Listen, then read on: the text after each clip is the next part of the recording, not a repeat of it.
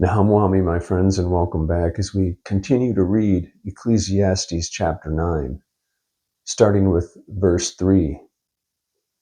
This is an evil among all things that are done under the sun, that there is one event unto all, yea, also the heart of the sons of men is full of evil, and madness is in their heart while they live, and after that they go to the dead. I last mentioned that there are people choosing hostility towards God. But there is also a type of people who choose to give misery in this world. They are vicious in disposition and give you unhappiness. This type of sinner celebrates misery. They ordain unhappiness in the church and pass laws to obtain your property. All that they accomplish places them at the foot of God. In exchange for the misery they cause, their souls are being oppressed by the glittering battlements of heaven. Nevertheless, there is an unforeseen event that shall befall all our souls. Christians shall find their fortune, while the vicious and hostile shall greet their decided fate. The totality of humanity shall receive this event. Our moral character looks to give misery to our own selves.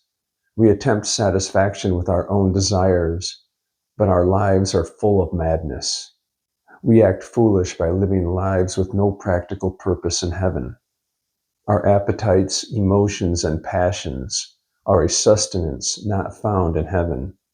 The event that takes place after our miserable lives is called a premature death. This happens because we neglect the wise moral conduct of God. We were not created to die. Verse 4. For to him that is joined to all the living there is hope, for a living dog is better than a dead lion. Whosoever allies with the sustenance of God are trusting with him. They are abasing themselves towards God.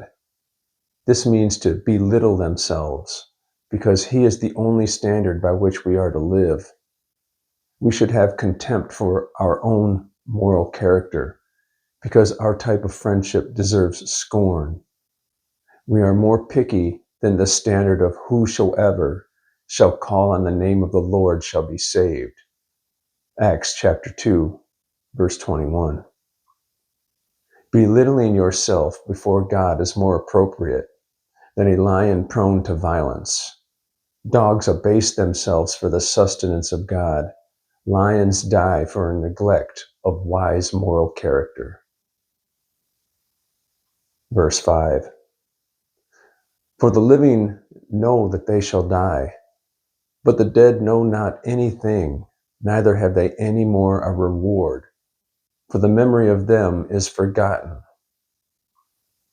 Those with a renewed spirit know we will die if we neglect God's moral conduct. People putting themselves to death will never confess their sins. They consider not our spiritual existence, nor declare Christ as King. Neglecting God's wise moral conduct makes rebellious people nothing. Because their continuance of sin, they lack the passage money to enter heaven. They lack the contract for payment Christ paid at the cross. No memorial will exist for those who neglect God's wise moral character.